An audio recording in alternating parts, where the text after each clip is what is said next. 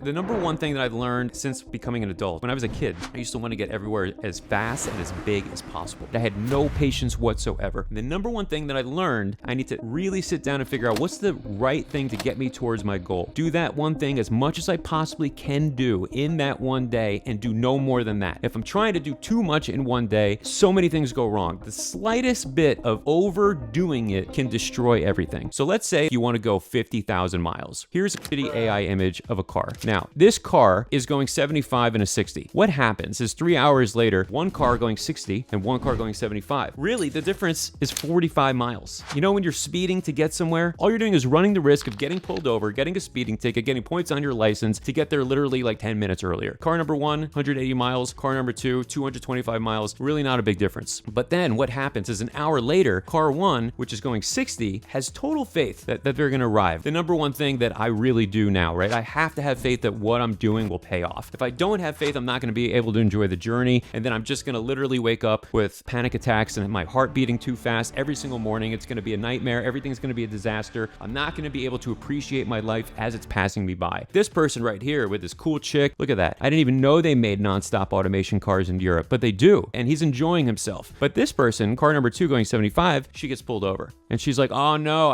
officer, it wasn't me. I didn't do it." And now she's got a 15-minute setback. What happens now is that car number one that was going 60 miles an hour has done 240 miles, and car number two going 75 miles an hour has done only 281.25 miles, right? Because there was that 15-minute setback. I did the math, and basically now they're even closer together than they were an hour ago. So you don't even get there much quicker unless you're speeding for a long time or you're speeding really, really, really fast. But what happens if you do that? So let's say you were driving 5 hours a day for 100 days. Car number one going 60 miles an hour, 5 hours a day is 300 miles a day. After 100 days, 30,000 miles. The car's got a clean driving record, right? He's still with that chick driving that red car, that red nonstop automation car. Maybe his insurance goes down, probably not. Maybe he had a brilliant idea along the way because he was able to enjoy the process, enjoy the journey. Maybe he stopped off at all the national parks, and then 67 days later, he's done 50,000 miles. It really wasn't that much longer. Let's say you're at like 1 million, you're trying to get to 50 million. If you just enjoy yourself and don't rush, you'll get there. This is what I learned like as an adult. Car number two going 75 equals about 37,500 miles after 100 days. But the car's had 3 more speeding tickets. Now he's got 9 points on his license. The first was a warning. Usually when I get pulled over, it's for speeding, and then they'll book me for reckless driving. They took me to jail once for speeding, and I think it was in Oklahoma.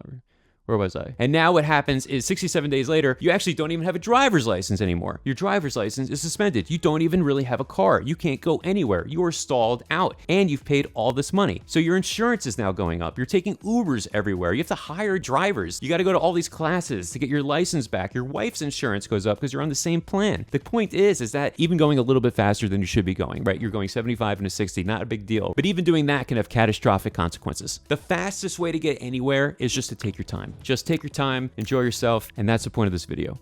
Later.